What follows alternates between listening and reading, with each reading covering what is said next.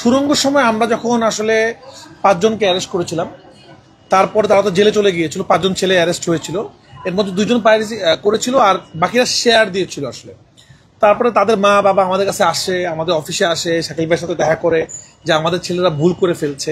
তা আমি একটা কথা বলতে চাই, তারা এখনো মনে হয় জেলে আছে, কারণ এটা তো আইনি অপরাধ।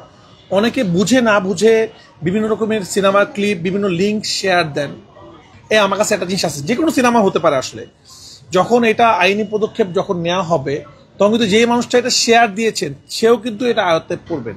তখন কিন্তু এটা বলার সুযোগ নাই যে আমি তো এমনি জাস্ট মানুষকে দেখাইছি, এটাও একটা অপরাধ।